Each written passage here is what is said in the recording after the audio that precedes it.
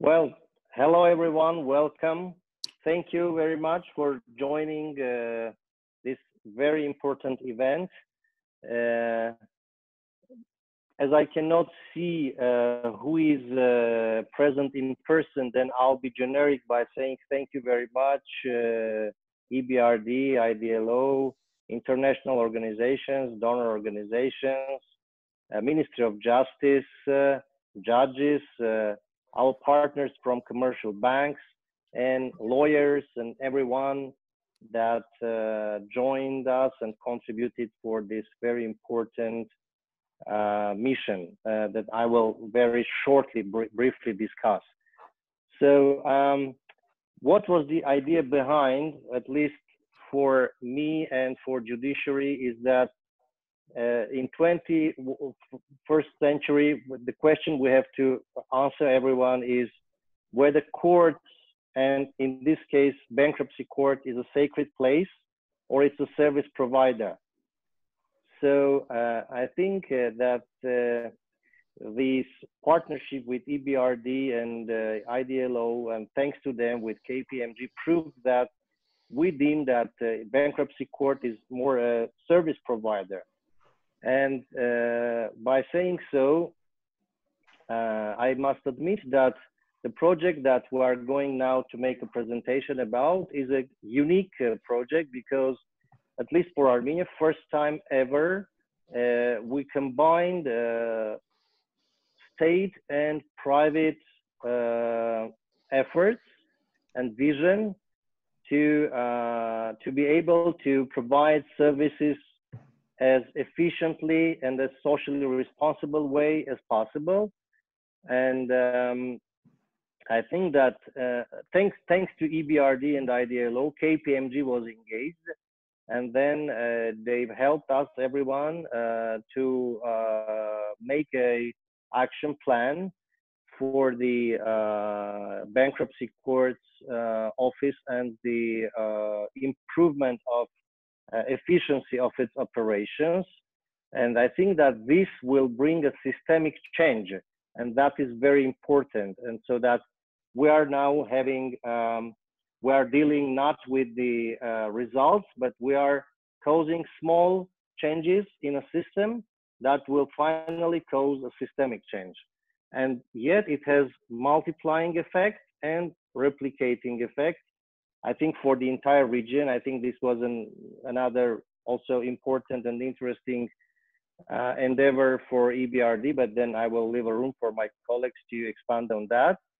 And so for the judiciary, this was a historic moment to combine public and private efforts. So this was in a way public-private partnership to strive and to aim for a optimal, efficient, and effective bankruptcy proceedings.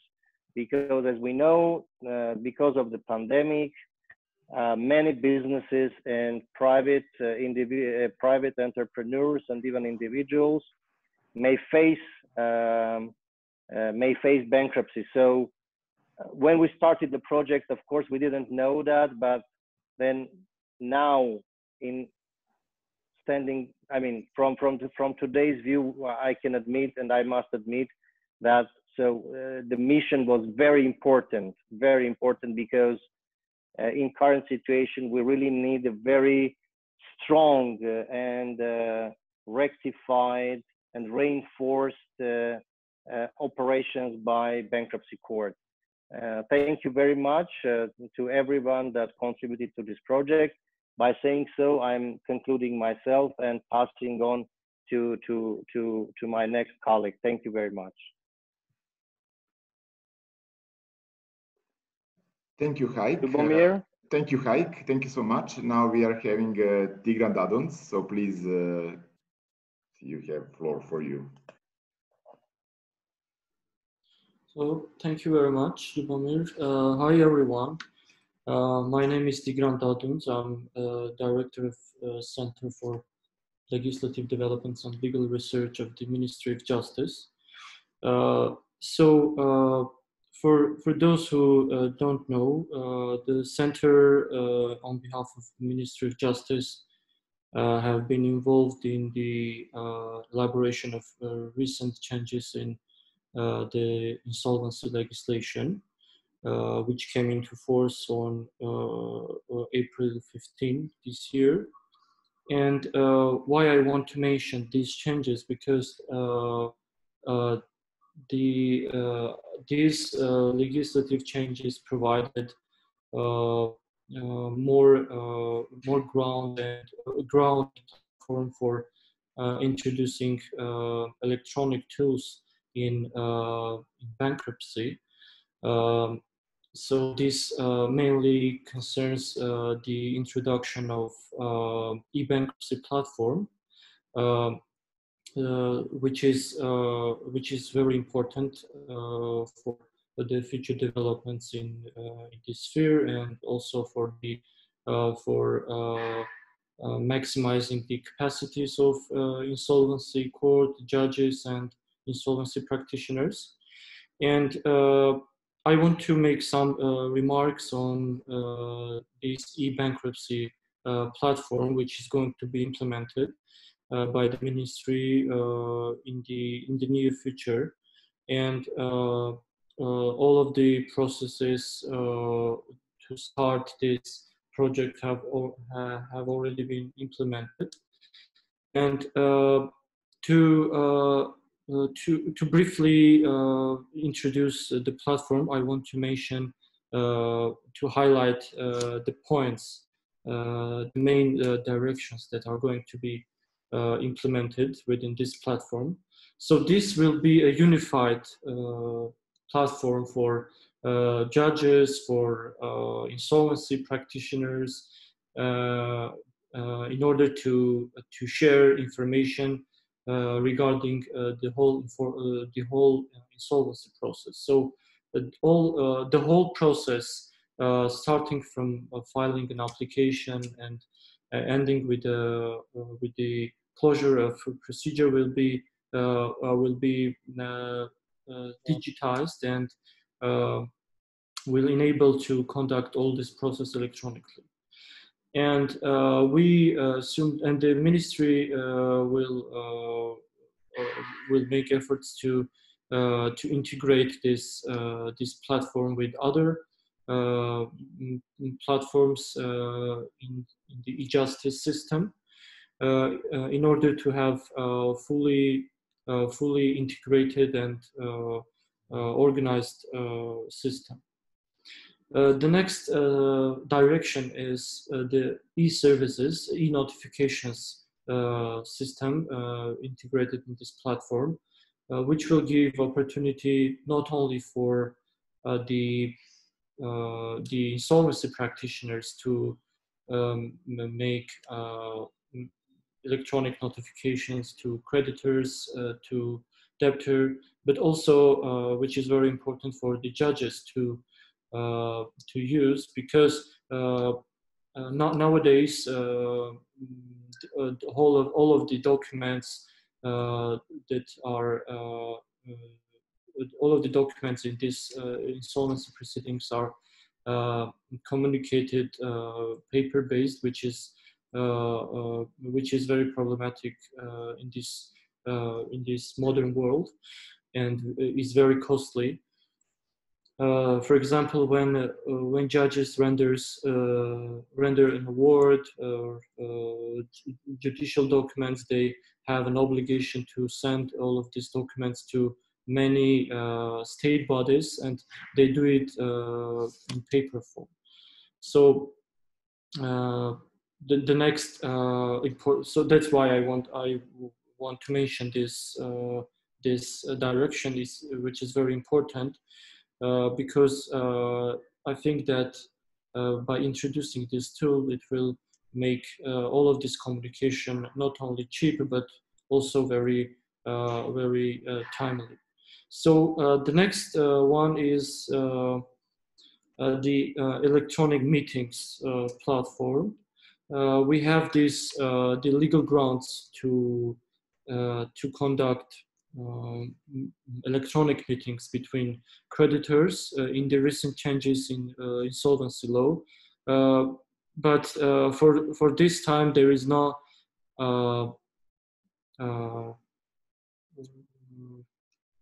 unified platform. But after introducing this system, it will enable it. So these are the general directions of this of ministry's role in this digitization process. Maybe maybe I will make detailed remarks after opening remarks of the speakers. Thank you.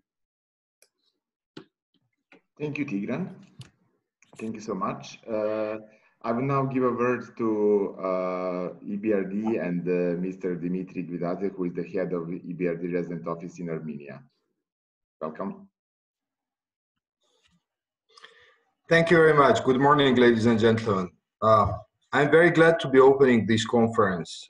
In the COVID-19 context, we in the EBRD have stepped up our work in all our countries of operation and of course in Armenia. We are discussing many interesting and important projects in the financial, energy and other sectors in Armenia. Most of these projects, as in the previous years, are in the private sector, but we're also working with the government on the public sector project pipeline.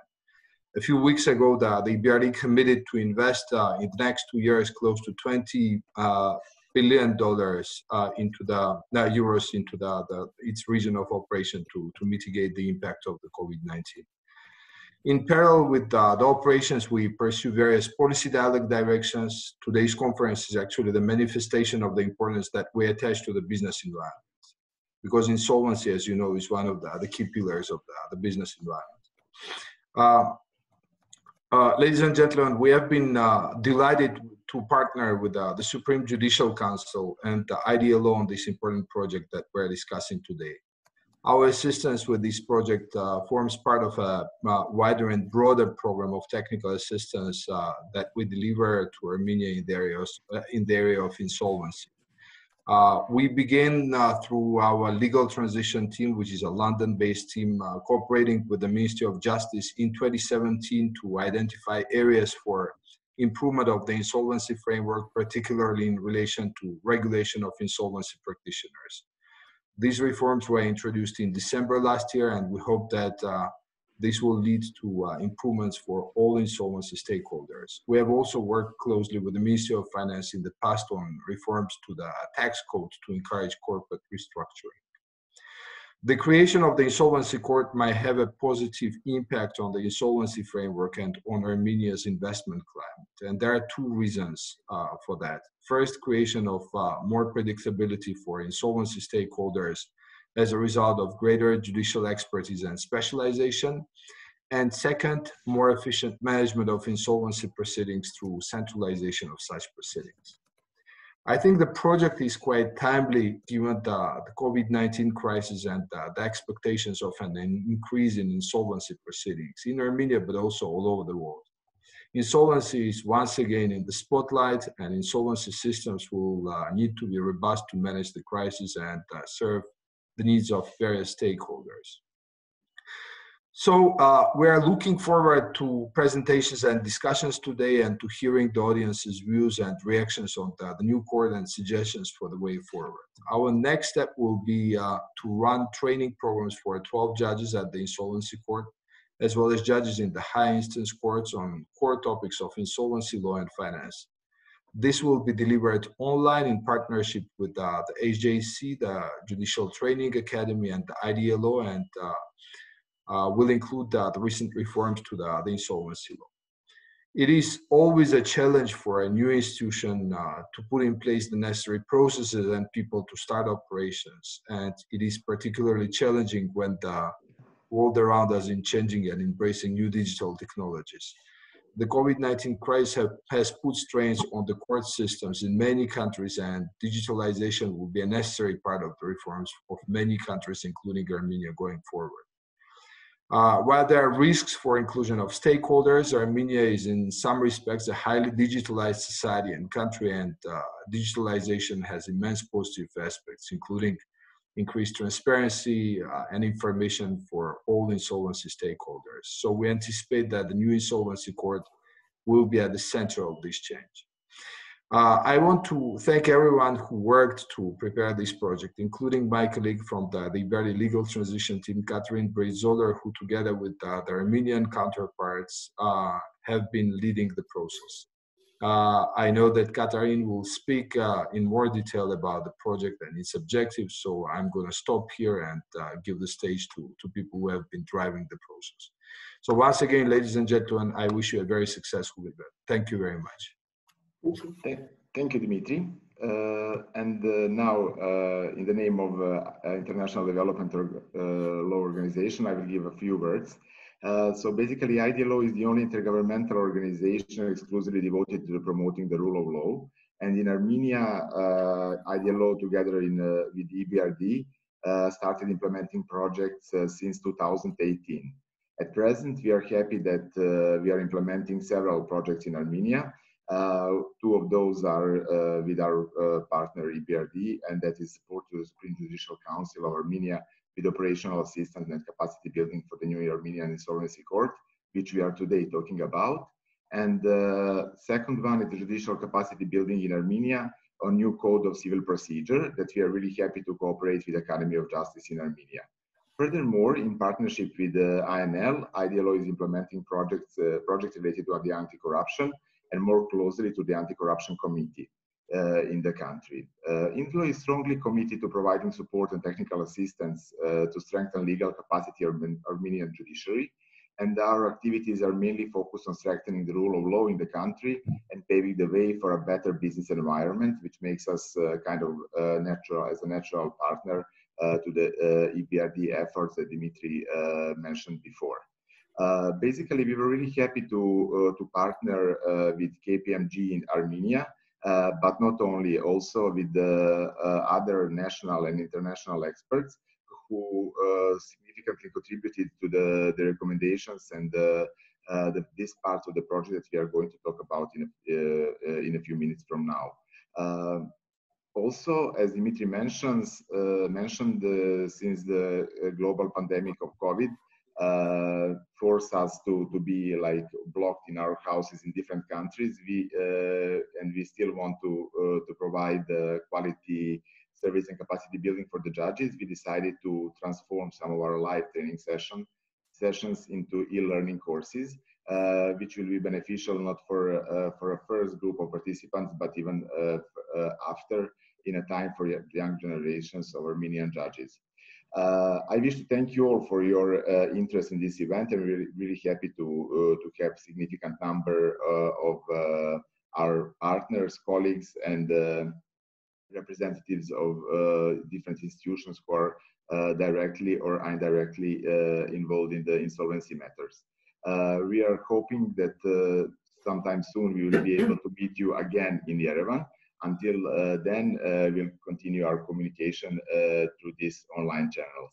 I would like to give a word to our partner, Catherine Zoller-Bridge, and colleagues from KPMG, who will give us a presentation of the action plan for maximizing the operational performance of the Insolvency Court in Armenia.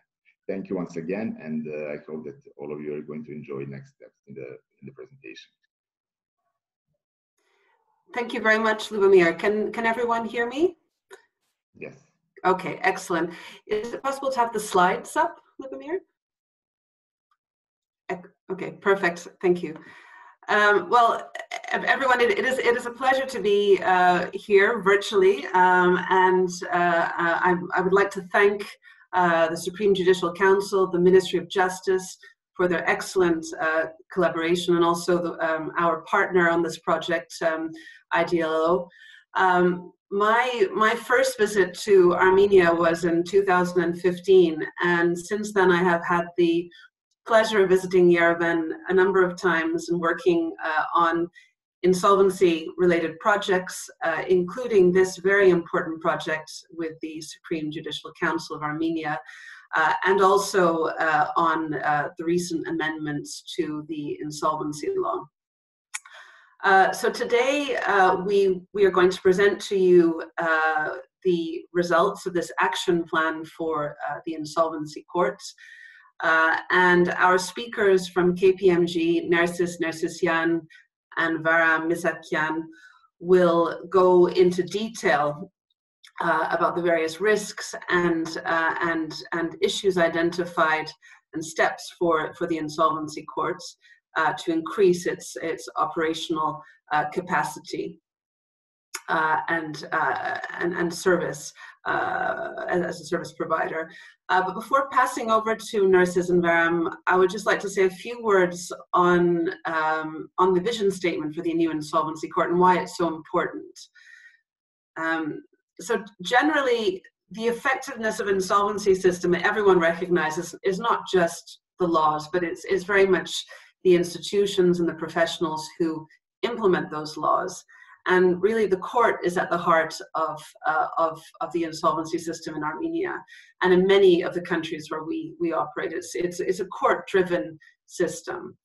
And we believe that an insolvency court should, similar to an insolvency law, aim to achieve a number of key objectives. So in the course of the project, we aim to work with the Insolvency Court to develop a vision statement, which was unique to the Insolvency Court, to help it achieve the objectives. And these primarily for insolvency law are the promotion of restructuring of viable businesses and the efficient liquidation and transfer of assets of failed businesses. And in relation to consumers, the court should provide an efficient means of dealing with consumer debts. So when looking at the vision statement for the insolvency law, for the Insolvency Court, we drew on a number of recognized insolvency law sources. So we looked closely at the UNCITRAL Legislative Guide on Insolvency and the Model Law, as well as the World Bank Principles for Effective Insolvency and Creditor-Debtor Regimes. So we have outlined a vision together with the Supreme Judicial Council and the Insolvency Court, which is based on ensuring transparent and unbiased judgments by providing prompt, efficient, professional, and trusted resolutions to insolvency cases. And what KPMG were able to do in their work was to map these principles to the various actions that were recommended to be taken by the court.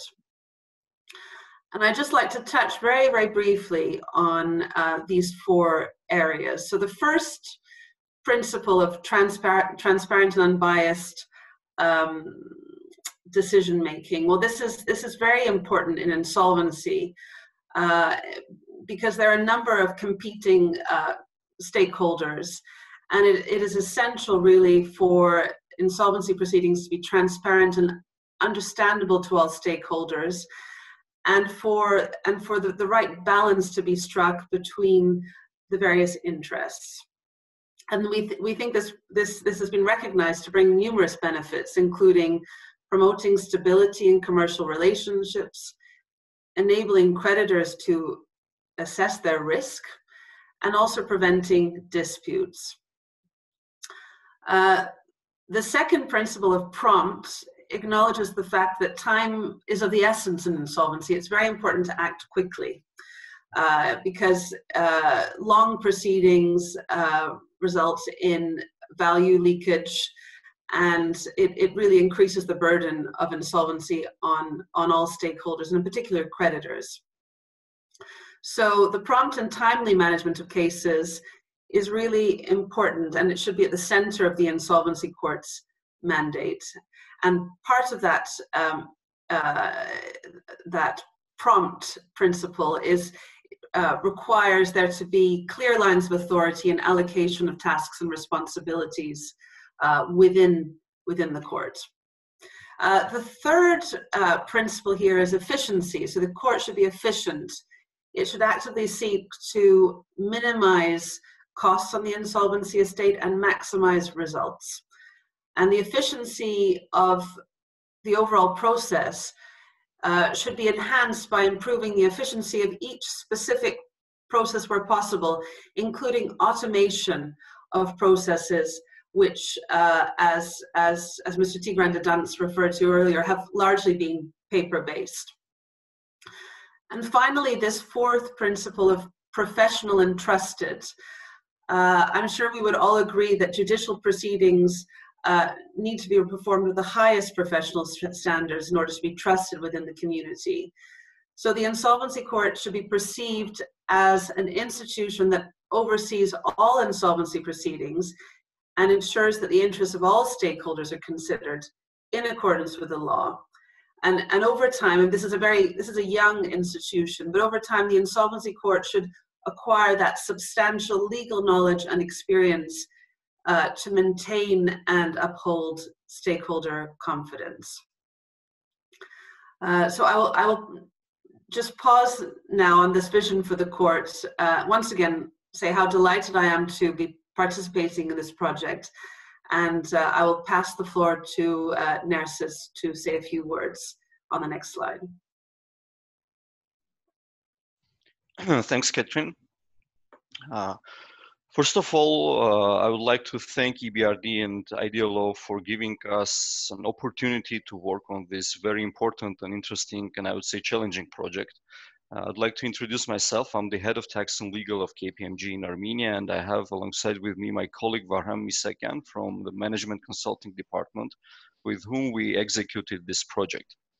So before moving on to the risk identified, I want to briefly touch on a few points, basically the scope of our work, our methodology, works performed. When we were starting this project, we asked ourselves whether we can look on the Insolvency Court as a service provider. And with that philosophy, whether we can apply a business thinking of improving operational performance to the institution, to such an institution as an Insolvency Court. At that, our scope of work included analysis of the organizational structure of the court, current as-is state analysis of the key processes, analysis of the insolvency system that relates to that processes, analysis and observation of the IT system and its security, and identification of solutions applied and international best practice of the good service providing Insolvency Court. What is very important, I would like to also briefly discuss of what we didn't supposed to do and what we didn't do. We didn't analyze the insolvency legislation by itself, first. Second, we didn't analyze how judges are applying this legislation.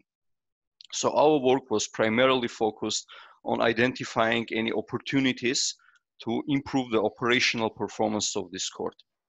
In terms of methodology, our work entailed elimination of non-value adding steps in the insolvency process, simplification of the process flows, standardization of the process and its outputs, improvement of internal and external communication, enhancement of IT capabilities and IT security, automation, introduction of proven solutions like best practices, and development of KPIs and measures to track the performance of the court.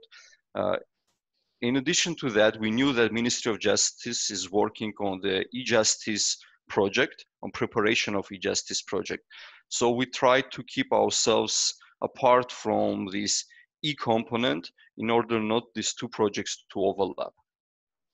In terms of the works performed, so within the scope of this project, KPMG team concluded the following activities. We performed analysis of the current structure and all major processes of the insolvency proceedings through process walkthrough, through study of legislation and interviews with Supreme Judicial Council, insolvency judges, Ministry of Justice, insolvency practitioners, etc., etc. We concluded around 20-25 meetings. We reviewed courts' software and IT systems. We conducted discussions of the risk solution within the working group and external experts. And we studied international best practices of the countries such as Russia, Slovenia, Estonia, Germany, UK, and the USA. So at that, I will want to present the main risk identified, then I will pass the floor to my colleague to discuss those risks in more detail. So we saw that the court lacks standard templates and guidance for the insolvency process. General management and software functionality is not sufficient to achieve the operational goals that the court has at the moment. Obviously, there is a lack of electronic platforms for the case management and case communication, because in the insolvency cases, there are so many stakeholders involved in one case that is very important for one judge to manage throughout this process. We also identified that there is no build-up knowledge management system in the insolvency court. IT security needs improvement, and there are other risks and inefficiencies that we'll discuss in more detail. So at that, I want to pass the floor to my colleague Varam to discuss those areas in more detail. So thank you, nurses. Thank you everyone for joining our presentation. So first of all, I would like to say a few words regarding the methods and how we approach the problems and how we find the solutions, because there are general perception that there is a one big problem and one big answer to this big problem. But in reality, when you are approaching capacity building exercise in any institution, there are a lot of small problems and a lot of small questions to address.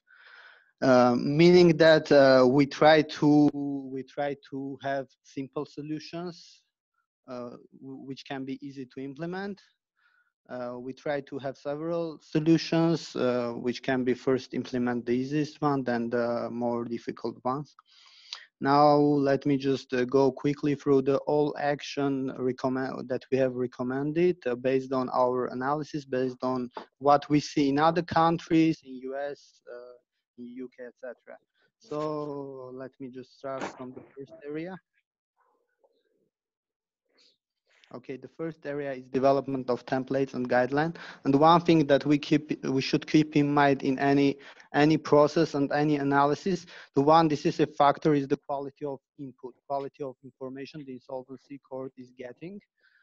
So you can't get a quality decision without quality information, and the quality of information is first of all, the format of information, easy to understand the information. Let's say you don't need to have handwritten insolvency report from the insolvency manager, yeah, let's say, to be easy to read the document so in the first place. So in this area, we try to address these quality of information issues, and here we see some opportunities for improvement, like creating insolvency applications template which will be used for the especially for individuals who are applying insolvency and who don't have money to have a lawyer to file the insolvency correctly. Development of templates for insolvency administrators, because as you may know that insolvency process and judges are heavily dependent on the information that the insolvency administrators are providing. So here we need to have a good information in a good format, easy to understand, because when you look one specific case, you can say, okay, it's okay, you can read the handwritten report, okay, you can find where is the date, where is the other piece of information.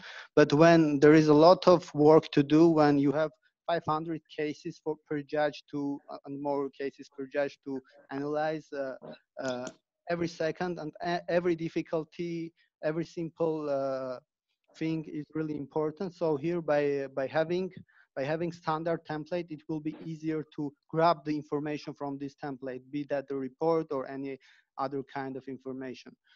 Developing a template for claims, developing guidelines for performing debitor property counts, developing guidelines for analyzing financial positions of debtors. So here again, it can seem that this recommendation, especially in the part of insolvency managers, is like out of the scope of the work. But if you try to maximize the operational effectiveness of insolvency court, sometimes you should go to other institutions and say, people, please provide better information, please provide better analysis, because judges cannot go and do this analysis for you. The other area when you are looking to processing information, coming up to good decision is like the tools that you have to analyze the information. Okay, we have a good information in a good format. Next step is to analyze this information, and here we have several things to say in the knowledge management area. It is like it's general true for any organization and for insolvency court particularly, that a lot of internal knowledge are generated when each judge is making his judgment on each specific case.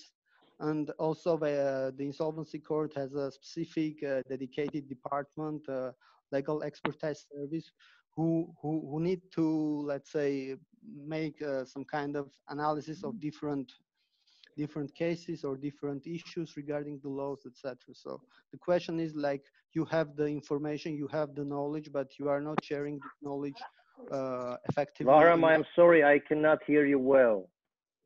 Okay, can everyone hear me? Now it's better. Okay. Good, okay, thanks. sorry. So in this area, we try to advise the insolvency court to create some kind of internal knowledge database, internal analysis database, and make it accessible to all the parties, all the judges, to all the assistants of the judges. Yes, so that we have this knowledge to make a better decisions. The same is we spotted a vacant position of head of legal expertise service, and we advised that it should be resolved. And the other part in this area is like formal evaluation of training courses. We have like verbal process now, but we think that formal evaluation will give ground for further analysis of feedback and understanding what kind of specific trainings are necessary. The next area of actions is covering the general management issues and some software project issues that the insolvency court was facing. And the first thing is like one-off exercise that should be done. There are a lot of stuck insolvency cases in the pipeline of all judges due to several factors, like someone can't deliver the notification, etc., etc. So with this in mind, we suggest the insolvency court to make a one-time exercise, like analyzing all the current cases that are 5-year long old, and to understand the major reasons, and then to come up with some solutions, some one-off decisions to close all these cases, and to like to clean up the pipeline from these cases which are stacked. Another thing that we spot is like to have internal reports and to have KPIs, because in general, in business environment and everywhere, what gets measured is get done, and what if you don't measure something, generally nobody doing it. So in this part, we suggested several KPIs that are really important to understand how effective our processes is. We suggested list of KPIs, and the Insolvency Court and the Supreme Judicial Council have to decide, or they may amend add other key performance indicators, like let's say average duration of insolvency court, because okay, even for a business, even for insolvency, even for investors who are coming to a country, you want to see, okay, in case of insolvency, how long it will take. And such KPIs are really important, not only for measuring performance of insolvency court, but also for general public, for investors, for everyone to make a proper decision. Another area was preparation of statistical report, which at the time when we started the work, it was like manual. Some part of this information could be extracted from the current software, but there were still some manual work. But by the time we finished our works, as far as we were informed, the insolvency court has implemented this one action. Currently, we are just extracting statistical reports. Another area was revising case allocation algorithms to make it more logical. improving the courts system software, and to have a up-to-date description of the current court system software. The court system software, if you know, is the current software with whom all the courts in Armenia are working, and through this system, the information is becoming available in DataLex portal. Okay, so the next area is IT security and risks that we see. We have several meetings with the respective department in the Supreme Judicial Council, and we didn't assess very detailed the IT infrastructure, but we make some assessment through best practice checklists, and we see a lot of areas for improvement, and it's really important for everyone to understand that when you are passing from a paper-based system to the electronic system, the first thing and the most important thing is to make sure that you have the IT security measures in place, because you have the guards in the court, so no one can take the case file and run away. Okay, but when we are going to electronic system, you should set up these guards in electronic system, and this is generally the IT security system. And here we spotted that there is no comprehensive security policy, business continuity plans. There are no centralized antivirus software implementation. So we suggested all these steps, going to some details for the parts we think are really important. But generally, it's as an area, it's one area, one security policy and implementation that we should keep in mind, even when we are trying to implement the e-bankruptcy platform. The IT security come first, and then come the platforms.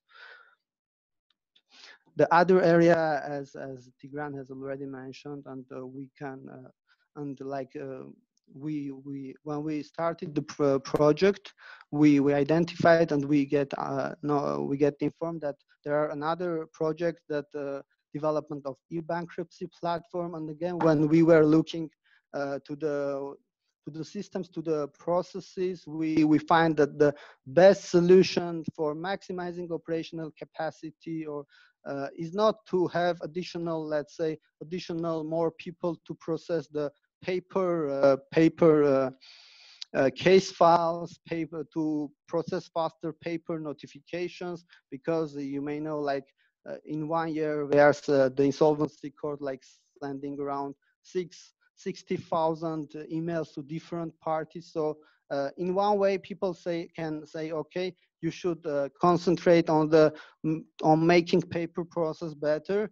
But when we were analyzing the process, we have six people involved in preparing and sending a simple notification to some institutions regarding opening cases, etc., and how long it can take, how many man hours it can take, how many resources you can spend there, and imagine how long it takes from you to make a one click with your mouse and send say notification to central bank. So we have two situations and the obvious solutions that hopefully will be implemented in e-bankruptcy platform, as Tigran has said in the beginning of presentation. And in this area, when coming up with these let's say actions, or with these simple recommendations, which now when looking seems really obvious, we will look in several jurisdictions how other countries are dealing with this problem. For example, in Russia, when there is an insolvency case, only first notification should be sent paper form, and the other notification are the obligation of each party to go to the specific website and to get notified. It's one way of dealing with it. The other solutions that we find in other countries is giving opportunity for the participants of insolvency proceedings to sign up to getting all the notification electronically.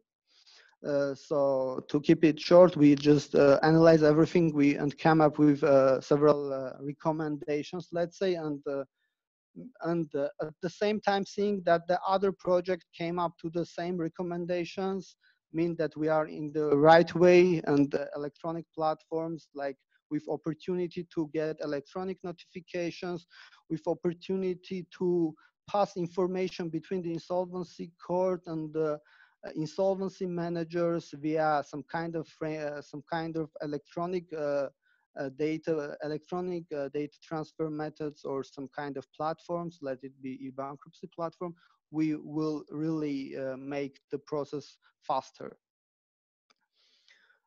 Generally, in this area, the recommendations hopefully will be covered by e-bankruptcy platform, but as I've already mentioned, the one big question that everyone here should think of is like IT security.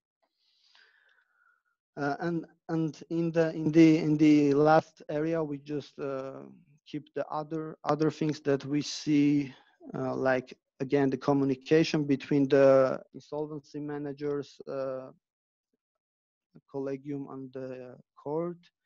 The other really important fact is creating the e-auction platform when selling the property of insolvent entities or people, because in this area we need a lot of transparency, and also we need a lot of accessibility for general public, for other businesses to participate in these auctions, because more people participate, better price you get, more money you get from selling one asset, and maybe you will not have to sell the other asset of insolvent person or company. The current process and current way of distributing information regarding the auctions and the overall process is really ineffective. The other simple general things was creating official email addresses and internal network in the insolvency court, and creating insolvency court website, because as we see the solution and as we see the way insolvency court should be like the major hub, the official website where you can get all the necessary information, all the guidelines, and where you can get all the links for e-bankruptcy platform or any other platform related to insolvency proceedings, like having everything in one place in the cloud. And this one place we think should be like the official website of insolvency court. So in short, it is like all the recommendations that we have came up, and at first glance, and now looking now to the ready solutions or ready recommendations, everything is really simple and everything is really obvious, and one can think that everyone know it, but here we have everything in one place, and it's like a good point to start implementing. Let me say several words regarding the implementation status. We were closely monitoring and working with the Insolvency Court and Supreme Judicial Council to try to implement some of these actions. We try to implement creation of templates for submitting insolvency files, and also we work closely to develop some kind of structure for internal database for insolvency court to store the analytical works they are doing and to distribute it among the judges. So for this, let me pass the word to Mr. Heiko Vanisian for introducing you the next step that we think are necessary to do to get the results.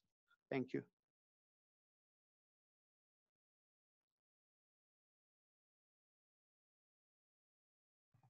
Sorry, Hai, can you just unmute your microphone?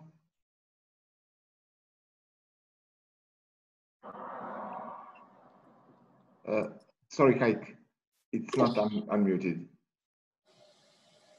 Haik? I'm sorry. Okay, yes. Okay. Yeah. Thank you very much, Bahram. Thank you, Lubomir. What do you think now? We go ahead by me presenting the next steps, or how we do? Yeah, actually, I was wondering, here with us, we have also one of the experts from Moscow who was closely involved in the process of producing these recommendations, Ellen Avakian, and maybe she can give her point of view and some overview of the work that she was engaged with.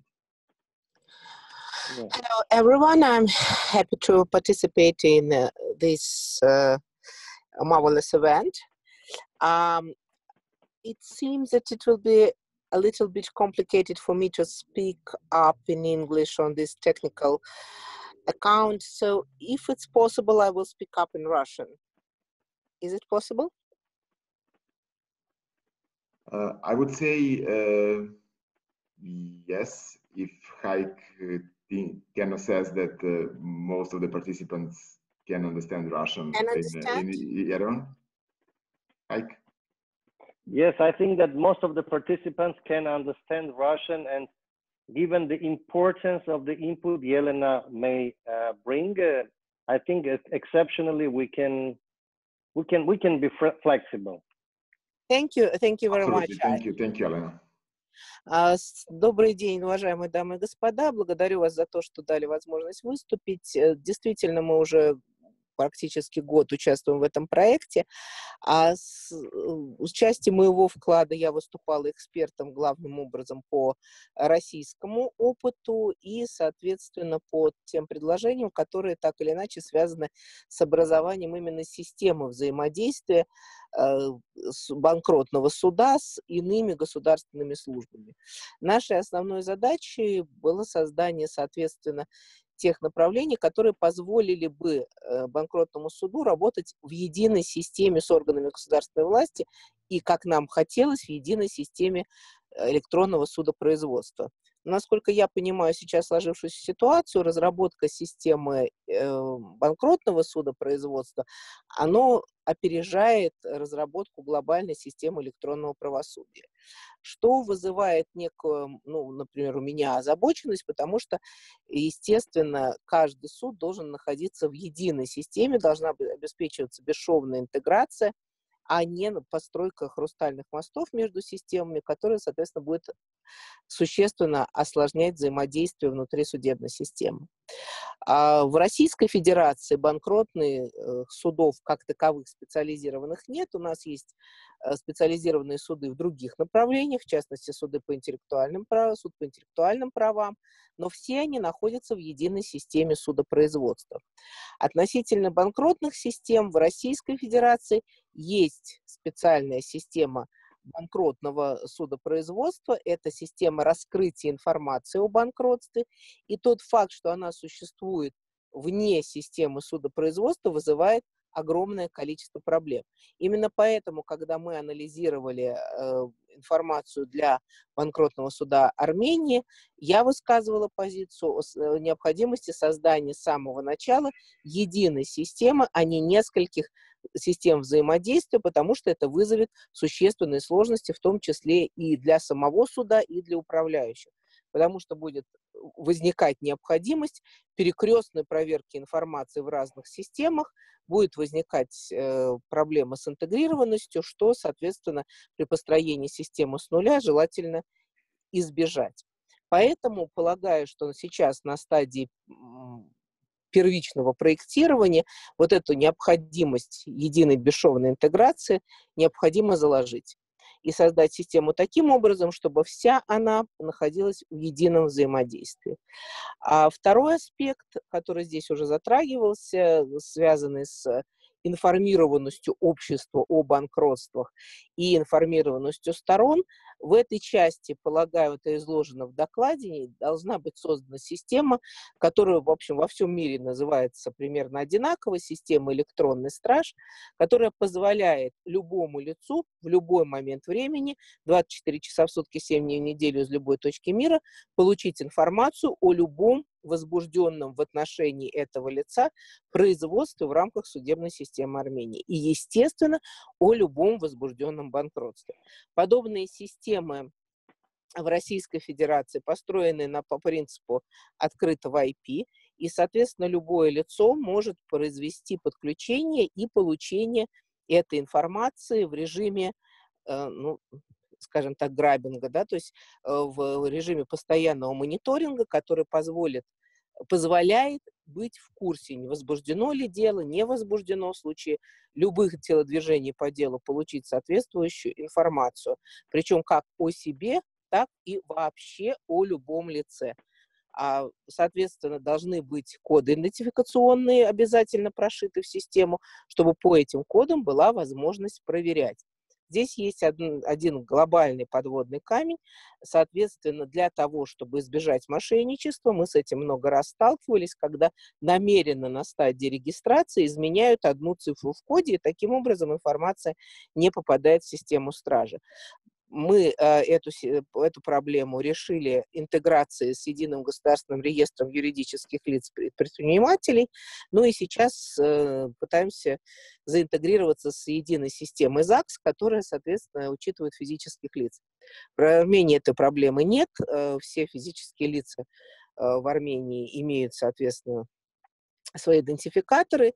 Собственно, можно по этим идентификаторам построить систему, которая бы позволяла, вводя информацию, тут же получать заполненную карточку на соответствующее лицо.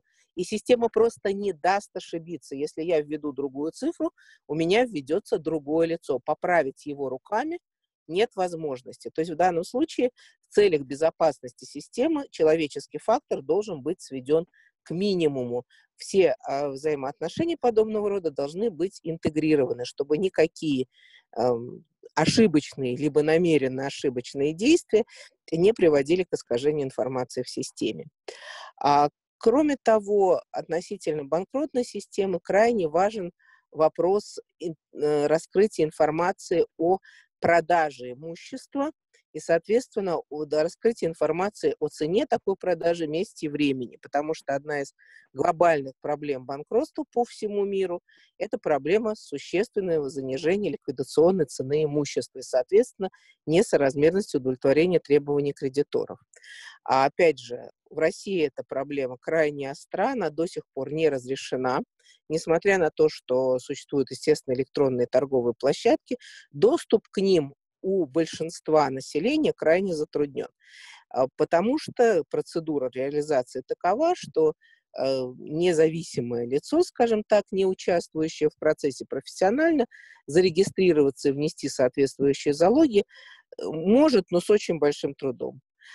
Понятно, что в этом была определенная, ну, скажем так, намеренность, когда это все случилось, но, полагаю, в вашем случае этих ошибок тоже можно избежать, создав систему крайне простой, предоставив возможность прямой оплаты всех необходимых залоговых платежей за счет кредитных карт, в том числе физических лиц, и таким образом сделать систему реализации имущества максимально прозрачной. Более того, опять же, в рамках этой системы можно подключить электронный страж, который позволит любому лицу, заинтересованному в продаже того или иного объекта, подлежащего продаже в процессе банкротства, подключить уведомление о выставлении его на торги и принять участие в этих торгах одним нажатием кнопки.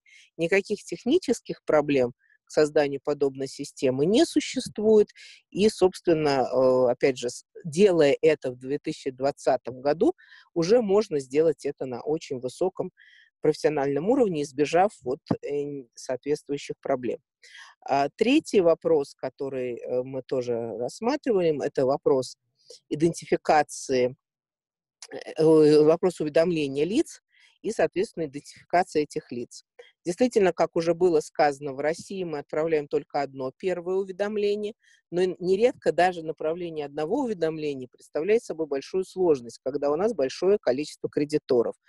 Это крайне, я думаю, редкий зверь в Армении, но тем не менее у нас есть банкротство, в котором по 10 и до 100 тысяч и более кредиторов, и просто их уведомить или разослать им копии судебных актов просто не представляется возможным. Поэтому для столь массовых банкротств в России и был выбран путь уведомления исключительно в электронном виде. Сегодня это стало возможным за счет создания портала государственных услуг и, соответственно, уведомления через портал. В просылке судебных актов мы приняли решение о том, что мы публикуем судебный акт в картотеку арбитражных дел, и после этого любое лицо, заинтересованное в получении бумажного носителя, может обратиться в суд с соответствующим ходатайством. Как показала практика, обращения с ходатайствами в основном поступают от менее чем 0,5% кредиторов. В основном такие заявления поступают только от самих управляющих. Потому что всем остальным кредиторам, как правило, акт на бумажном носителе не нужен. Им нужна информация об акте. А поскольку каждый кредитор, опять же, автоматически, подключаясь к делу в качестве заинтересованного лица, подписывается на это дело через систему электронных страж, он и получает всю информацию о деле, все, что его интересует. Ну и четвертый аспект, на который я хотела обратить внимание, он, ну так, не очень освещен в докладе, но я считаю, что это очень важно. Одна из самых больных проблем банкротного производства – это тотальная неразбериха в самом банкротном деле. Принцип построения банкротных дел календарный, то есть по мере поступления заявления они в бумажное банкротное дело подшиваются в порядке поступающей информации, то есть в календарном порядке. Поскольку банкротное дело только называется делом, фактически делом оно не является, оно является производством, состоящим из большого количества обособленных споров. Полагаю, что одним из важнейших административных действий, которые необходимо совершить, это принять систему нумерации банкротных дел, которая бы позволила каждое заявление считать отдельным судебным делом, присваивая ему соответствующий отдельный номер, который бы сопровождал это дело от момента возбуждения соответствующего производства по данному обособленному спору и до момента передачи в целом банкротного дела в архив. При этом эти все обособленные споры, безусловно, должны быть связаны с оставленным банкротным делом. В России, осознав эту проблему, в 2013 году мы выработали систему нумерации, которая позволяет иметь в префиксе номер основного банкротного дела и, как бы мы его называем, в хвосте, номер соответствующего производства по порядку поступления заявлений. Все материалы по соответствию... Helen, I'm very sorry to interrupt. It's a very, very important input you are having, and what you say is really matters. And I hope that we will have a chance to work further together, thanks to our international partners. But just to be in frame of the agenda, if you have something very important to sum up what you were telling us, please, within a minute. Да, я завершаю. Да, я завершаю буквально пару слов. Вот все то, что я сказала, позволит выстроить единую систему. На сегодняшний день, пока вот тот способ реализации системы, который я вижу на практике, создает две параллельные системы. Отдельно банкротную, отдельно систему судопроизводства. Я предлагаю задуматься на этом первом этапе, объединить это все в единый процесс. Может быть, чуть-чуть не так спешить с банкротным, но все-таки систему судопроизводства создать единую. Вот мое мнение. Thank you very much for your attention. Thank you, Ellen. And Thank you. Yeah, if you want, you can maybe just provide short overview of what Ellen told. If you can say in a few words before. Yes, thank you very much for our English-speaking partners. Then very valuable input by Helena. Obviously, she has a vast practical experience, practice. And so the main idea behind that was, obvious as a red line of her speech is that, and yeah, Helen, please correct me if I'm wrong, is that because technical specifications and actually the development phase of e-bankruptcy software went ahead and left behind the talks in the government about e-justice concept in general, then we are risking to have two separate softwares, one that is running e-bankruptcy court and the other that is that will be running other general courts like commercial, administrative, criminal, and so on, and civil. And this may cause some chaos, sorry for the lack of the better word.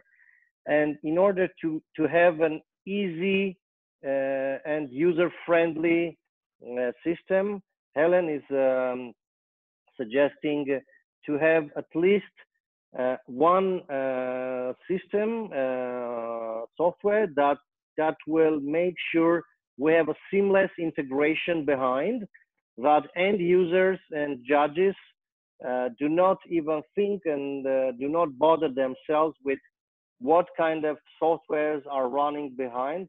That's why she's providing, she's advising for this idea of seamless integration.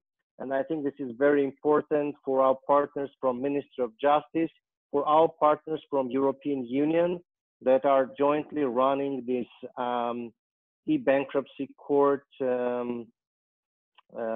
software development, as far as I know. I think that was the main idea behind, and also were very important points on how to organize the software so that there will be no chance for cheating, and there will be identifications. Everything will be in place. And yeah, sorry to say that, but we are in our life and practice, we many times we face with the situations when one or the other stakeholder is not behaving in the best possible manner, and so that we need to create a system that will, you know, really restrain such behaviors. Thank you very much, Ellen, and thank you, Lubomir. I think that's all. Thank you, Heike. Thank you, Ellen, as well. So now, before we start, proceed to the next steps on implementation of the action plan, I would just like to ask our audience to feel free to ask the questions in the chat section. So we will be able to reply to those during the Q&A session of this event, or or later on. And also, if somebody wants to add some words, of course, you can just write it on chat so we know that to put you online. So, Heike, please tell us something more about the next steps regarding implementation of the action plan.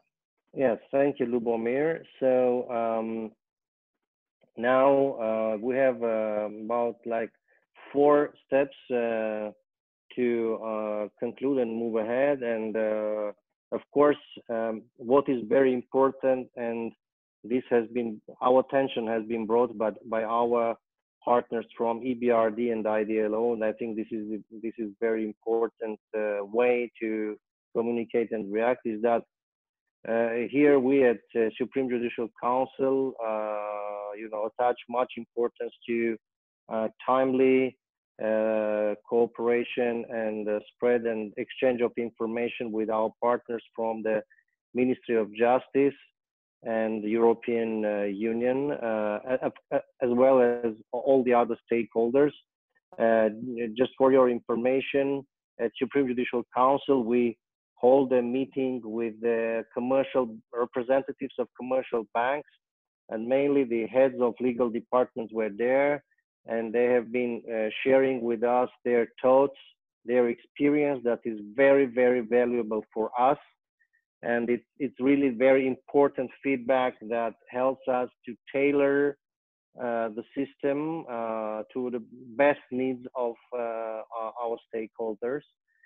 And then, so the next steps that we will be taking is that the bankruptcy platform and how it will accumulate all the suggested recommendations. Helen's speech was also mainly about that. And I think that one of the challenges we are having here is, as I mentioned, to continue working jointly with our partners from Ministry of Justice and the European Union to make sure that at the end we have at least one easy, user-friendly interface and software running for all courts and all proceedings, so that stakeholders can easily use it. And this is one of the challenges that we are working now on, and I hope we will succeed. And then the next step is within this logic is then how it is the software that is now being developed by European Union's contractor, how this will be integrated in the existing platforms. The issue that we are facing here is that we have existing platforms, but also we have one e-court platform that is ready to go, but is not yet launched and implemented by the Ministry of Justice, and we are waiting to see, and we are in talks with the Ministry of Justice to see if we are going jointly to launch this e-court platform, or maybe Ministry of Justice will opt for developing another new platform, of course, always with talks with us, because judges are also very important stakeholders of these platforms. And so now we are in phase of clarifying the status of all the recommendations and actions which are currently being implemented via discussions, including this very important session, and with the Insolvency Court and other stakeholder groups. And we are, by doing so, we will be now, we are doing it, and we will continue to classify the remaining actions in terms of easy implementations, as I mentioned.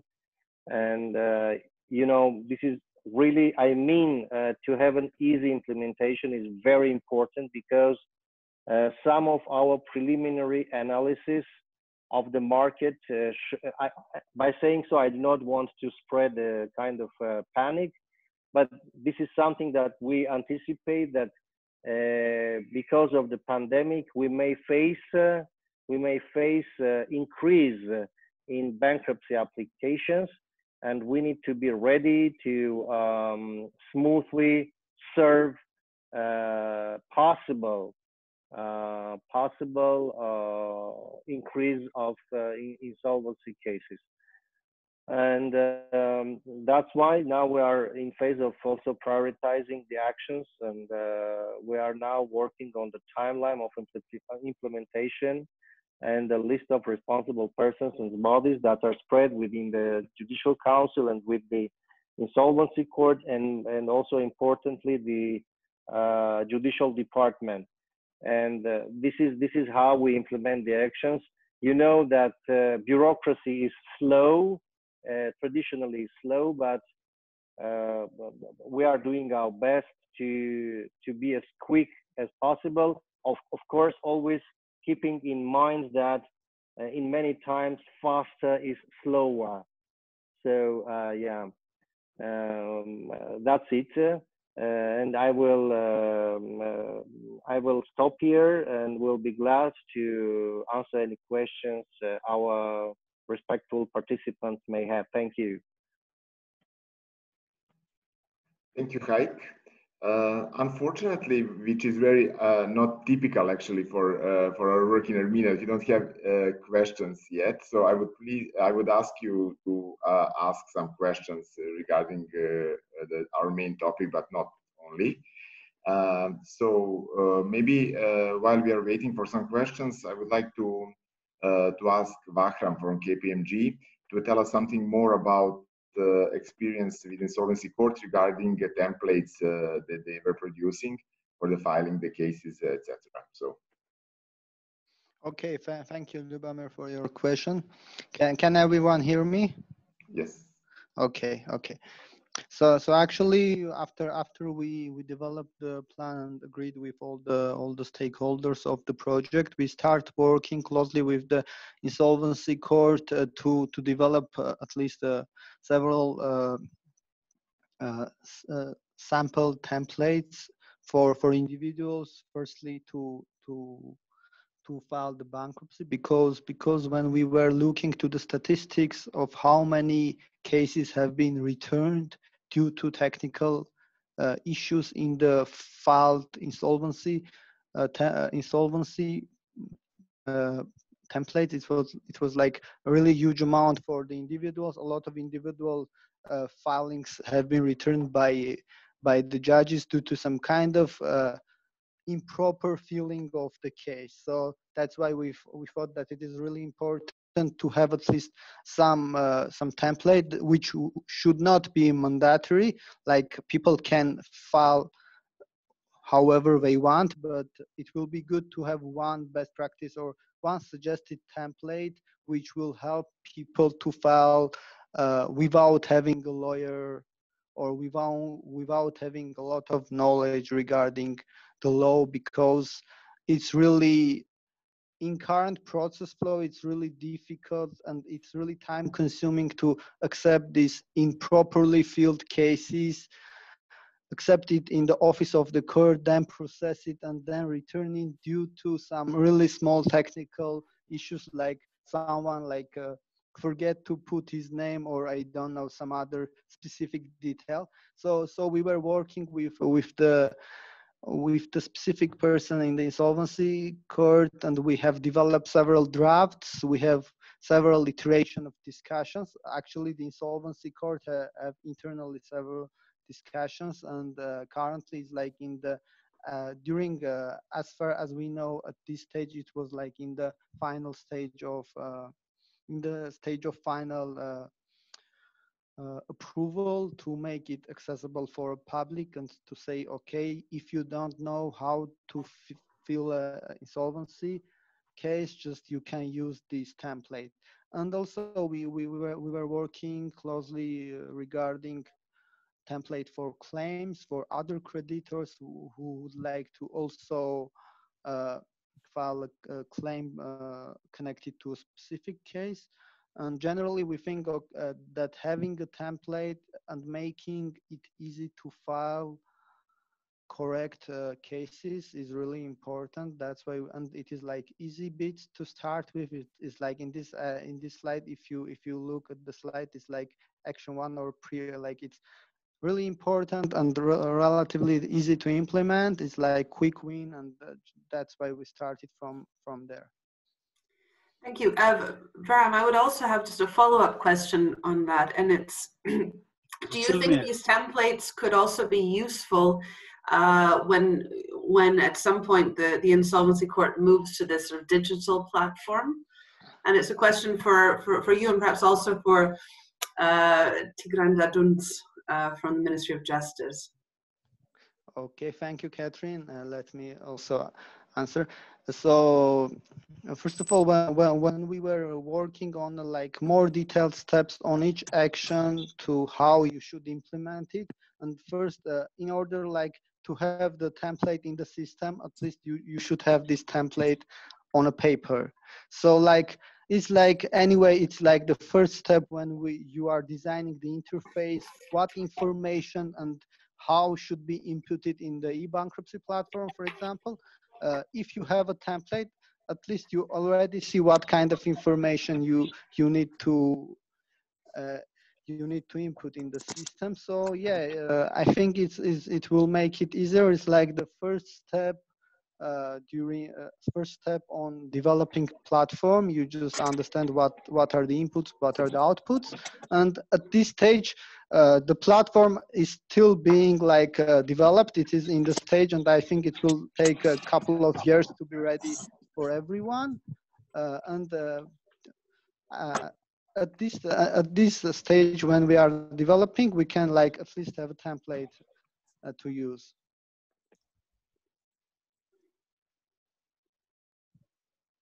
Hello. Okay. Any questions? Or? I have also one question. Armen Manukan from ACES Information System. I also have a question. I don't know. I think you know that currently we have a platform, the Universal Environment and Platform, which integrates the old judicial business processes into one logic.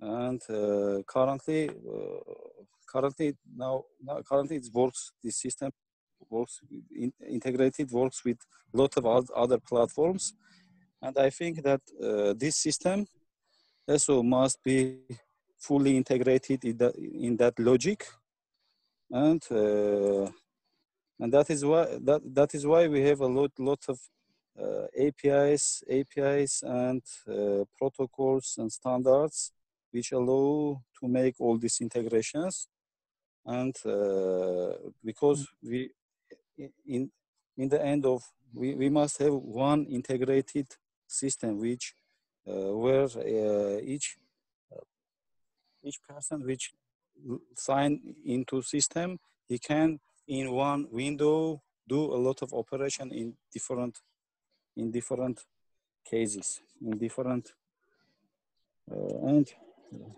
what currently we have in this project for implementing this to solve this this question. Hello?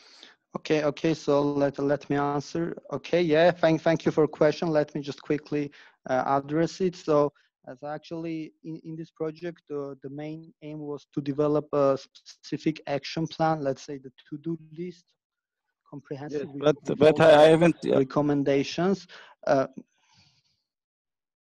We currently only have the Universal Judicial Platform, which integrate the all judiciary processes in that platform. For example, and in civil cases and in criminal cases and the different other the judiciary processes, business processes, judiciary. And which allows to generate the verdicts, automate the generation of verdicts, a collection of data from each parts, and lot of other functionalities also. Okay, so it's about the court system that currently are running in all the courts, or it's something else? Because I'm not sure that I'm understanding about which software we are talking. It's like about the court system, yeah? You are asking about the current system and how the, let's say, e-bankruptcy platform should be integrated in this overall system, in the current court system software.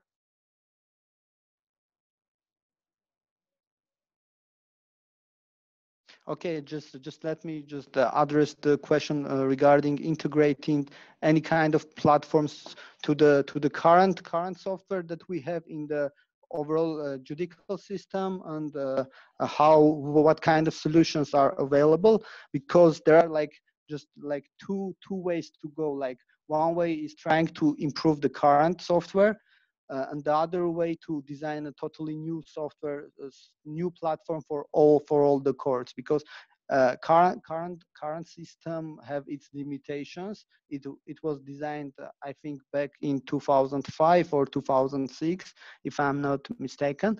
And here, when we are trying to, let's say, develop the e-bankruptcy platform, it is really important to not end up with the situation when the assistant of a judge has first to input the information in the e-bankruptcy, then he or she should input the same information in the current court system which are running, and then also input this information in the third system, etc. So it's really important to make like one tool, and do not make the work of let's say insolvency court more difficult.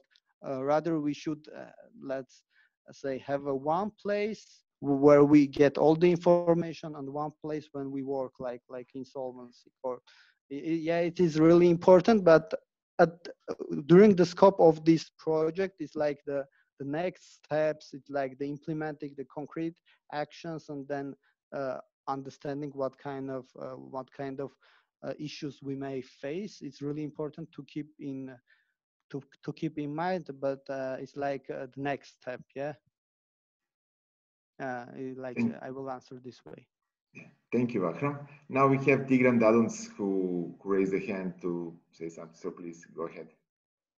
Thank you, Lubomir. So I want to briefly make some remarks concerning this integration system and also the templates.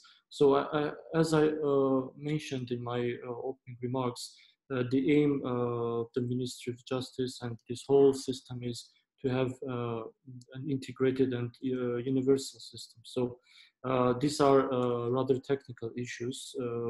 I think we cannot discuss this kind of technical details, but in the end, I think we'll have that unified system. And the second one is the template documents.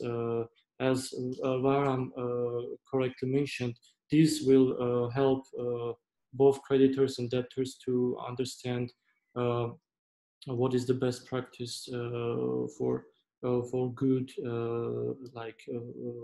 documents to file for courts in order to minimize the errors.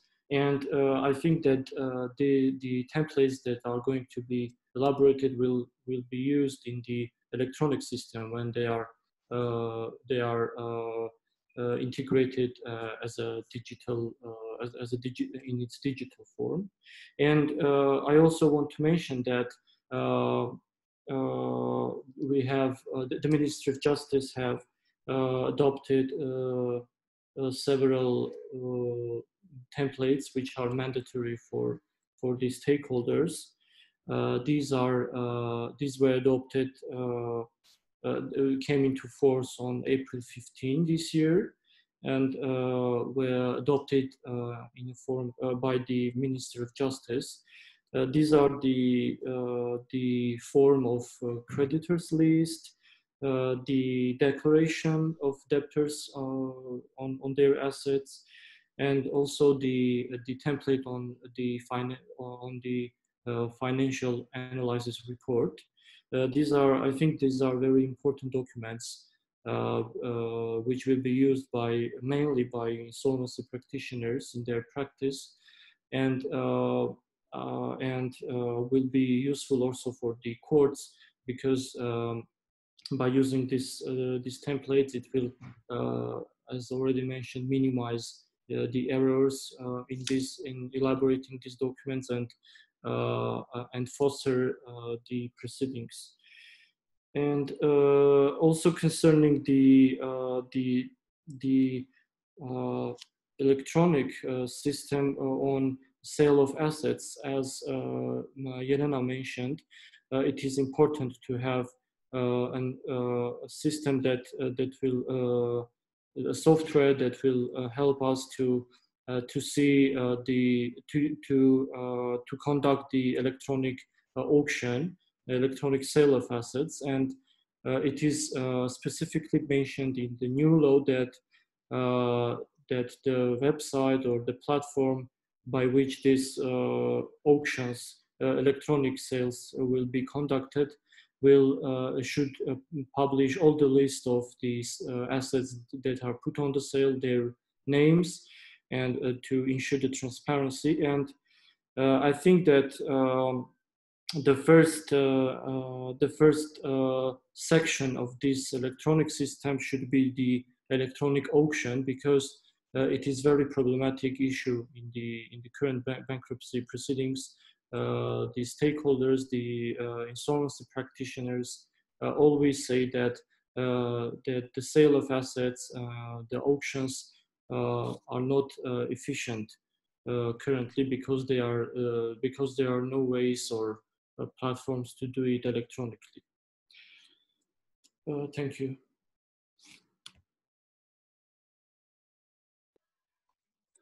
I have one question. So, currently, as information, I want to say that currently, we have already deployed a new version of platform for universally e-judiciary platform, and currently it works in payment orders, and we're providing the electronic cabinets for all users, all citizens, and they are in their electronic cabinets can participate in judiciary process and provide any documents, and this system is integrated as working as a e-filing system, and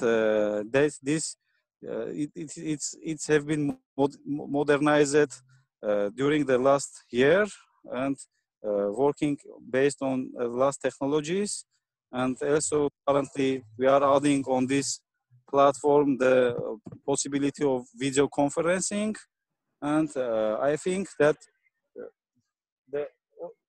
the new business processes, new judiciary processes, modeling of new judiciary processes must be implemented based on that universal platform if we want to have the one universal system for our citizens. Thank you. Thank you, Armen. Lubomir? Yes, here I am. I think we can, yes, move ahead. And we had all this input from Armen and from Rahram. Thanks, everybody. Thank you for your contribution. We have several remaining questions. Since we are a little bit running out of time, I would say that we can provide our answers to the questions and disseminate after this event. So maybe I would like to ask, I heard from Haik that Mr. Markosian wants to add few words for the closing, and then after Tigran, maybe Catherine, you can say a few concluding remarks. I'm sorry, this is necessary from Central Bank. Okay, yes. Questions through chat. I was the only one, perhaps. So. Yeah, we're receiving. Okay, we can then try to answer some of them. So basically, the first question is: electronic platform is a good and perhaps necessary, but how that is going to increase the number of cases or the attractiveness of bankruptcy filing, and more importantly, out of the court settlements?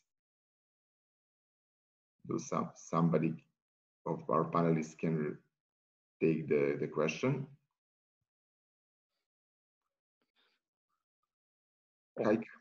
I can take a lead. So thank you, Mr. Narcissan, for this question.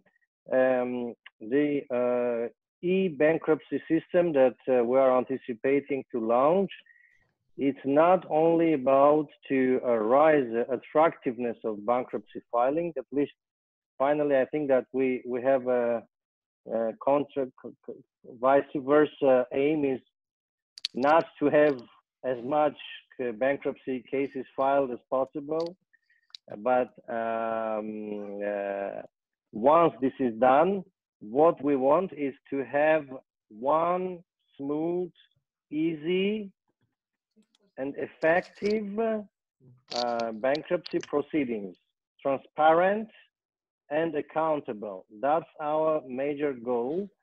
And you know better than me than when there is, I don't know, 50 folder case being served in paper-based, then this does not contribute to transparency and accountability, and more importantly, to the efficiency of such proceedings. And so this is what we are, aimed to achieve. And this is all in line with the Digital Armenia 2020, the concept paper developed by the Ministry of High Tech of Armenia. And you know better than me that pandemic proved that digitization and digitalization is necessary, and we cannot, you know, leave the progress behind. Coming to your next question, I was not sure I understood you well when you're speaking about your experience of automating some of the court processes that also show the opposite and led to manipulations and corrupt practices. If you would like, you can expand it more so that I understand what you mean. An example when automated kind of claims or non-paid due debt was claimed to the court. A couple of years ago, an electronic platform or electronic system of information sharing was launched, and what the judges— I cannot hear you well. And what the judges would do, on the basis of one claim, let's say one person's salary was not paid, would announce a bankruptcy case and then start bankruptcy process overnight without giving a chance to the opposite party basically to provide all the paperwork and documents. And here it's important, I believe, I don't want to go into the answers or concepts, but we need to strictly define the context of platform, because we do have an issue in understanding the platforms. Digitalization does not necessarily mean creating platforms. Platform is where you have different players in a secure environment doing the same thing they would have done physically, basically. It's not electronic paper, it's not digitalizing the paperwork, but most probably optimizing, digitalizing the processes where many people could act simultaneously.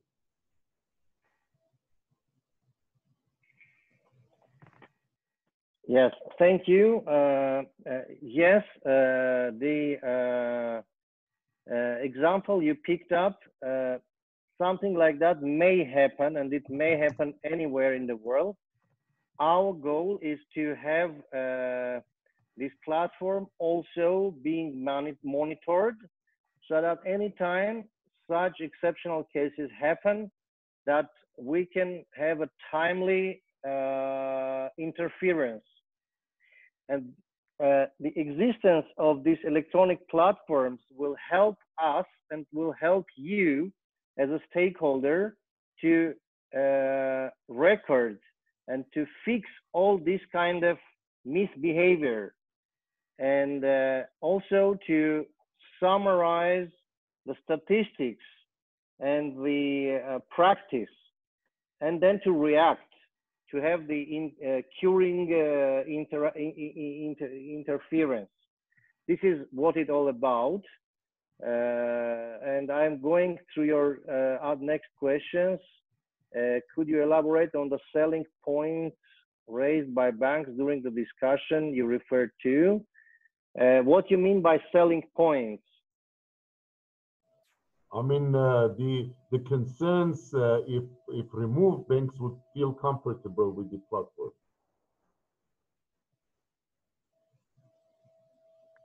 I cannot hear you. The questions and concerns that the banks had raised, removal of which would help them to use the platform in an efficient manner and address the current problems behind the collateral kind of liquidation and bankruptcy cases initiated against banks, for example. I'm sorry, but I really cannot really. If you can, please write it in the chat so that I can have a clear understanding of what you are saying. Okay, let's skip it. But then, coming to your last question about re-engineering the processes. No, I think this is not about re-engineering the entire processes.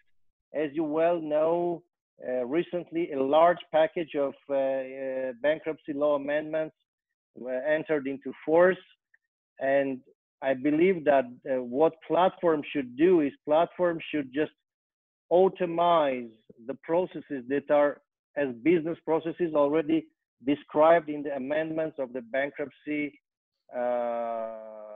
court law amendments.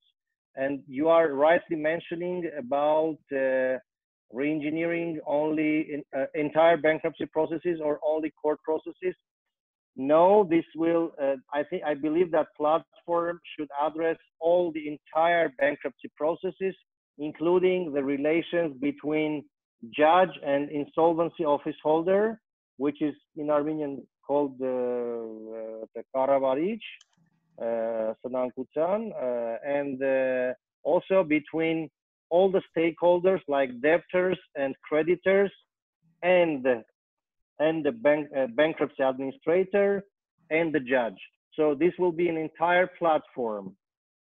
So this is not only about court processes, but as you well know, bankruptcy judge is the one ultimately responsible for all the bankruptcy processes, let's say, and that is why judge also will be included in this platform and will be interfering whenever it's necessary. Thank you. Thank you, Haik, and thank you for the questions. I would like to ask Vakram to answer the last question from that we received from Ms. Sargsyan, and then we can proceed towards the end of the event. Yes, so thank you for a question, Lucina. And regarding what is the role of the project and how we perceive it and what is the next step, actually the project at this stage, the project is like done and the result of the project are passed to the Supreme Judicial Council. And the general concept of this project was to identify all the opportunities for the Insolvency Court to maximize its operations, to build more capacity, to work more efficiently, and like the main result of the project can be said that it is like all actions needed, at least at the stage of the assessment, and all the questions that we see need to be addressed in the long run, in the short run, to have a better insolvency court. And the result, and it can be further used as a point to have a look and to say, okay, we still have to do something with KPIs. Okay, we have a platform, but there are some issues with IT system I see we haven't addressed. So the general role and our vision was like to have this everything in one place. And sometimes for a lot of people, it can be a lot of obvious actions, but okay, we have it in one place as a reference point for further development. Thank you, Vakram. Thank you. So I would like to give a word to Mr. Tigran Markosyan to say a few words from his perspective. Շնորհակալություն, ես ձեր ցույցությամբ կխոսեմ հայերեն, նախ կցանկանայի կազմակերպիչներին եւ մասնակիցներին շնորհակալություն հայտնել այս կարևորագույն քննարկումը նախաձեռնելու կազմակերպելու համար։ Տեղի ունեցող գործընթացները անխոս շատ կարևոր են, հատկապես ներկա իրավիճակում, երբ որ համավարակի պատճառով շատ գործընթացներ ստիպված են իրականացնել հեռահար տարբերակով։ Ես քանի որ գործընթացին ներգրաված եմ եղել դեռևս բանկրպտcy հարթակի մշակման փուլում, մի փոքր կիսվեմ այնտեղ իրականացված աշխատանքներով եւ դրված նպատակներով։ Բանկրպտcy հարթակը իհարկե նպատակ ուներ մի քանի ուղղություններ իրացնել, մասնավորապես այս գործընթացի թափանցիկությունը, գործընթացի հաշվետվողականությունը, ինքը անշուշտ կարևոր է եւ հանրային վերահսկողության եւ կոնկրետ վարույթի մասնակիցների շահերի պաշտպանության առումով։ Այնտեղ խնդիր է դրված նաև էժանացնելու process-ը, թղթաշրջանառությունը նվազեցնելով եւ փոխարինելով էլեկտրոնային համակարգերով, դրա արդյունքում ունենալով նաև որոշակի արագագործություն համակարգի, որովհետեւ միայն փոստային կամ այլ ձևով առաքումները ինքնին շատ ժամանակատար գործընթաց են եւ ի վերջո, որը պակաս կարեւոր չէ, խնդիր է դրված հարմարավետություն ապահովել վարույթի մասնակիցների հետ թվում դատարանի համար։ Ըստ էության այս ուղենիշներն էին, որ մենք ուզեցել էինք իրագործել բանկրպտcy հարթակի միջոցով։ Քանի որ քննարկումների ընթացքում խոսք է գնում ըստ էության զուգահեռ համակարգերի կամ համակցման մասին, եւ այստեղ շատ կարեւոր է ցանկանայի նաեւ միտքը կիսել այս առումով, որ բանկրպտcy հարթակը երբևէ չի դիտարկվել ինքնուրույն առանձին եւ կարեւոր է դրա համակցումը ընդհանրապես justice համակարգի որպես միասնական համակարգի մեկ կար, քանի որ սա նախ ինքնուրույն չի կարող առանձին դիտարկվել եւ երկրորդ Մենք գիտենք, որ սնանկության վարույթում զուգահեռ ընթանում են նաև քաղաքացիական առանձին գործերի որոշակի շրջանակ եւ դրանց առանձին դիտարկում, առանձին համակարգեր եւս խնդրահարույց է։ Միաժամանակ ցանկանայի կիսվել նրանով, որ կառավարությունը ներկայումս նախաձեռնել է Հայաստանի էլեկտրոնային թվայնացման ռազմավարության մշակման եւ ամփոփման գործընթաց, որտեղ էլեկտրոնային համակարգերը դիտարկվում են մեկ ամբողջականության մեջ միասնական ստանդարտներով, միասնական կիբերանվտանգության չափանիշներով։ Ըստ էության այսքանն է, շնորհակալություն ուշադրության համար։ Շնորհակալություն եւս մեկ անգամ կազմակերպիչներին։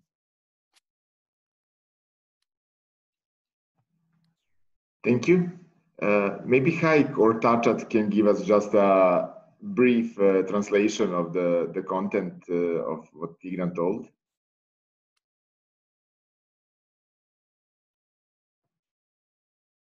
We cannot hear you, Haik.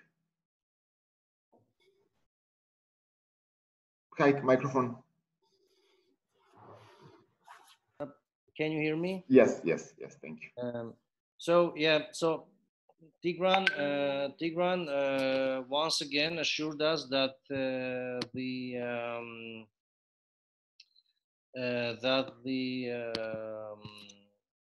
overall goal is to have one seamless integrated system that will be in line with the e-justice concept that is now being developed through an inter-agency commission at the government.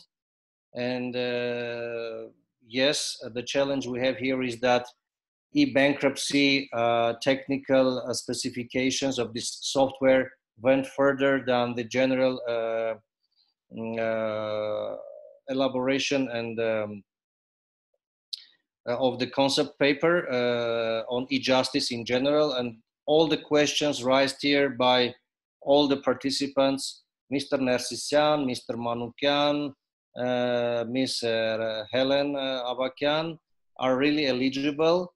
And I think Mr. Markosyan reassured that our goal is to have one integrated e-bankruptcy platform that will address all the stakeholders' interests in the best and easy possible way.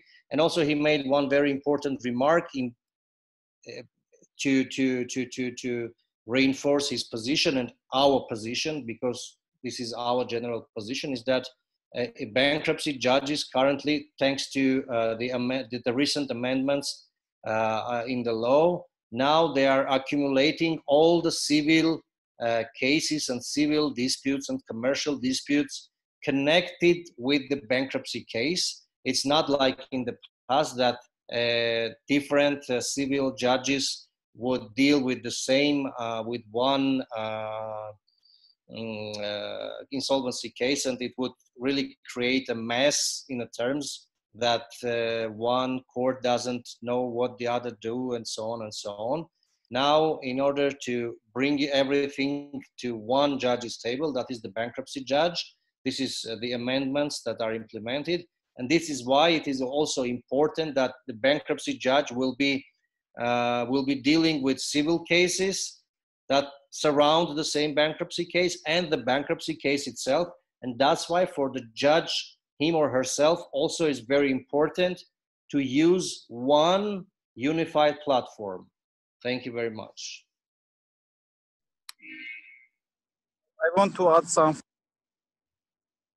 I want to say that currently, in ownership of state, the state have a universal judiciary platform, flexible and configurable platform, which allows easily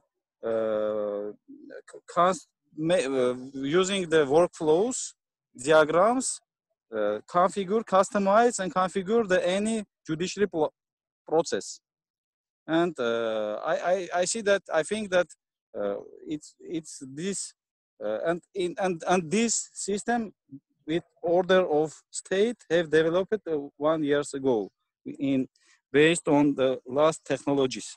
And I think that this configuration, the other configuration of other judiciary processes, it's more reasonable to prepare on that platform. If we want in the final case have a integrated judiciary system. Thank you. Thank you.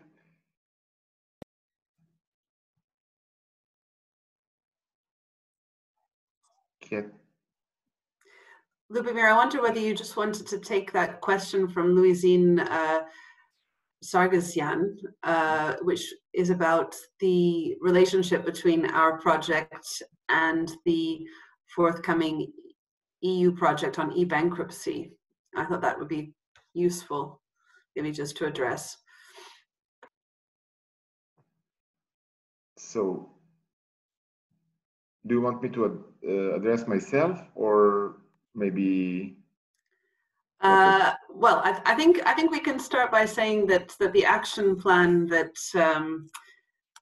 that has been set out by KPMG and worked on is much broader than just this e-bankruptcy platform. It really looked at all of the intricacies of the operations of the Insolvency Court and covered a number of areas that are not necessarily going to be digitalized in this platform and also relate to other aspects. But maybe Varam, you would also like to comment on that.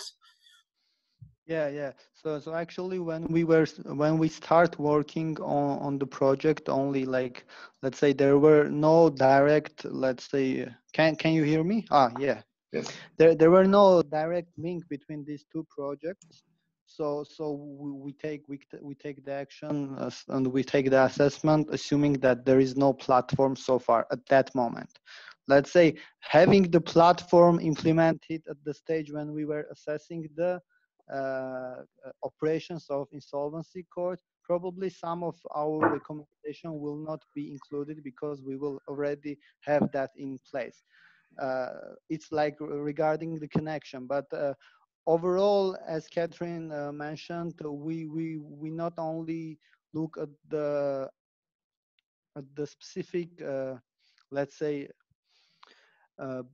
problems connected with the paper-based processing of the cases, but generally we look to all the capacities of the Insolvency Court as it is right now, like the knowledge management, the KPIs, the vision statement, and it's like a little bit, let's say, e-bankruptcy in some areas look to the problems that we doesn't look at, because we don't try to improve the overall insolvency process, because it's like a really big process with a lot of things to deal with. We rather were concentrating on the specific one institution and on a capacity of this one institution, and that institution was the Insolvency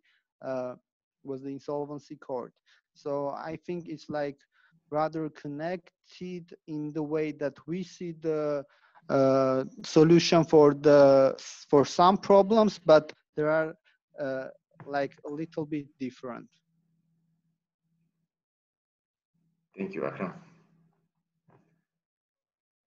So at this stage, since we are already 30 minutes outside of our general timeline, I would like to give the final word to Catherine to close this event, and thank you all for your participation, both panelists and participants.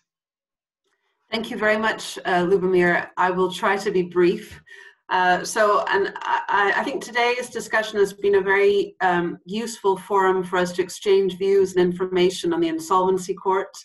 And it's also highlighted, I think, the importance that our partners at the Supreme Judicial Council, the Insolvency Court, and the Ministry of Justice place on exchanging information and views with stakeholders. So I think we all agree this is a very timely project because of the economic crisis that's been caused by this COVID-19 pandemic and the expected rise in insolvency cases, which really countries across the world are expecting. I think it's been quite interesting that in a number of jurisdictions there's been an initial drop where there have been of insolvency cases and filings where there have been public initiatives to support businesses. But generally, we are expecting that once this government support for business falls away, that there will be a high rise in insolvency, and it will be really important for for there to be a strong, robust court system to administer insolvency cases. I think you've heard also with the assistance of KPMG, the Insolvency Court was analyzed as a business service provider. And this project is focused really on identifying opportunities to improve the operational performance of the court. And in the course of the project, we were able to benchmark this new insolvency court against a number of commercial and bankruptcy courts in different jurisdictions, including Germany, Russia, the UK, and the US. So generally, a predictable, transparent, balanced insolvency system is a key pillar in any investor-friendly business environment. And we expect that, that this reform and the other reforms that are underway in Armenia will definitely help to improve the investment climate. We've heard from Tigran Daduns at the Ministry of Justice that there have been a number of recent reforms. So in December last year, there was a significant changes to the insolvency law, templates to minimize errors for stakeholders in insolvency proceedings introduced in April. We've also heard that the Ministry of Justice is very much committed to digitalization of the insolvency framework with an e-bankruptcy platform underway with EU support, digitalization of e-services, and also an electronic meetings platform to be able to hold sessions online. We've also heard today from Haik Hovhannisyan and also Tigran Markosyan that the goal will be to have one seamless integrated e-bankruptcy platform. So to have one easy user-friendly interface and system. And judges here are obviously key stakeholders in the process, and it will be essential to make sure that the work of the judges in the insolvency court is as easy as possible, given the expected additional burdens that they will have to carry. And I think, nevertheless, KPMG has highlighted a number of practical and important areas where the court can continue to improve its performance outside of any digital e-bankruptcy software. And as mentioned by Varam earlier, this is not always, one problem or issue. There's obviously sometimes just a number of small issues that are identified which need to be addressed with simple solutions. So some of these represent small improvements, such as templates to minimize errors, more efficient automated statistical reporting, better case allocation algorithms, a website for the insolvency court to improve transparency and information for stakeholders. And then there are others which are obviously much more significant, such as e-auctions for sales of assets out of the bankruptcy estate. If all of these issues can be addressed, then this can have very, very big impact. And I think the value of this action plan is that together with KPMG and our partner IDLO, we've managed to put all of this in one place. So to have a summary of all the different actions, these ranging from the very small actions to the more significant ones, which will really help the insolvency court going forward. And I hope, as part of this project, that this action plan isn't just going to stay a static action plan on paper, but it will continue to evolve with all the changes that are coming and all the challenges that this very new institution will face. So I'd like to thank everyone again for their participation in today's discussion, and I look forward to continuing this dialogue. Thank you. Thank you, Catherine, and thanks to everyone. Let's stay safe and hopefully to meet you soon in Yerevan so we can continue our work on the ground. Thank you. Thank you so much. Have a nice day. Thank you, everyone. Bye-bye.